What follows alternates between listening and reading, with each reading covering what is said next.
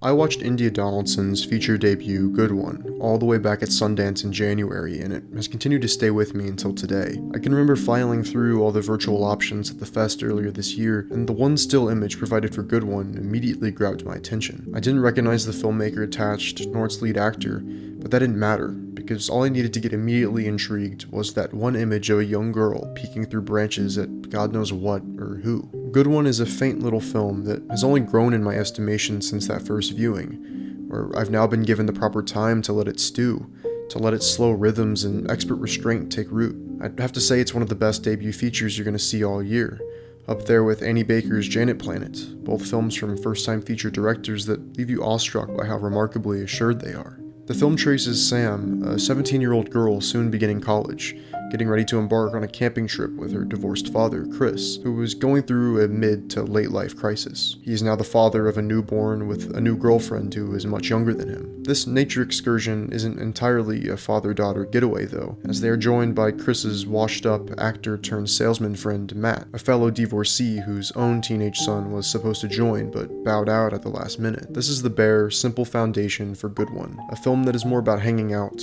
sitting, conversing around a campfire, or hiking through the woods than it is an intricate, plotty one. Set over the course of 3 days in upstate New York, we reside in Sam's perspective for its entirety, where she sits as an observer to Chris and Matt's middle-aged bullshit, occasionally amused, largely annoyed by the brash comments, deeply uninteresting tirades, and middle-aged white male bitterness. Sam is a mostly quiet observer to them, periodically interjecting with a witty teenage counter to their unserious antics, but she is largely unaffected by their ploys for attention, until something occurs that drastically shifts her perception of these men she thought she understood, and then begins to question her role within this gradually fracturing camping trio.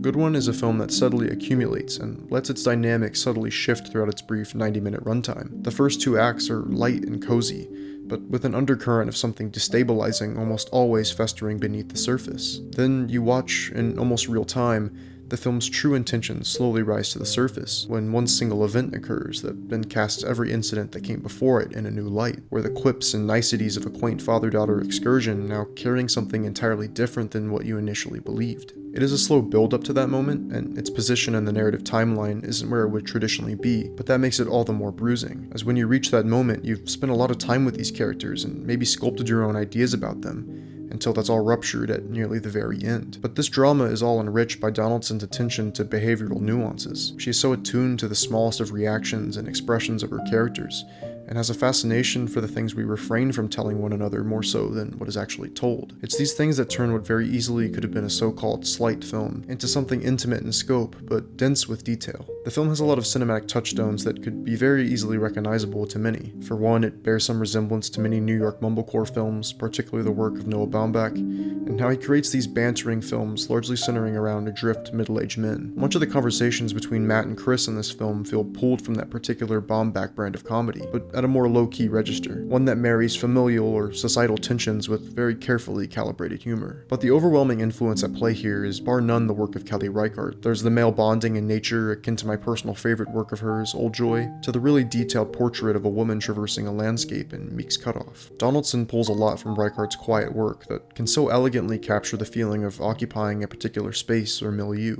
and in Good One, Donaldson does just that. She has a perfect understanding of when to get in close with her characters, and then when to pull back and bask in the lush beauty of the environment and the relation to it. The natural sounds are subtle yet ever present, the vast woodland spaces and open canvas to explore an escalating conflict. It's shot with a real simplicity, just a striking naturalism that evokes a certain quiet and calm in the viewer. There is, though, a single split diopter shot in the film, one that very easily could have pulled you out, but is instead so expertly employed in the hands of Donaldson and her cinematographer Wilson Cameron. It's a real bummer my first watch was on a laptop, because this is such a pretty film to look at, and I would have loved to see more of these images on the big screen.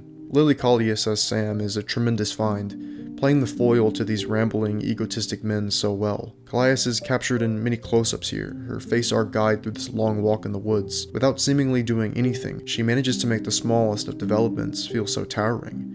As cliche as it is to say, the film wouldn't work without her.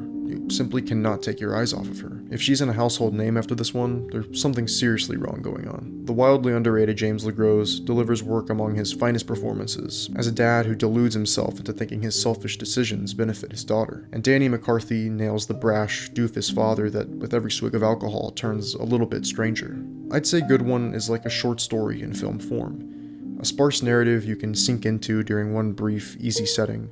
A story dense with detail that paints a transformative moment in a character's life in miniature scale, but with colossal feeling. It's a film of understated, almost uncanny intimacy, about what it means to be failed by those you love dearly, about nature as a space where those carefully crafted facades crumble, and we see those we love for who they truly are. It really stirred something deep inside me, and I found myself turning this one over in my head countless times. This is a remarkable introduction to a young filmmaker's fresh, unflinching point of view, and I, for one, cannot wait to see where she takes us next.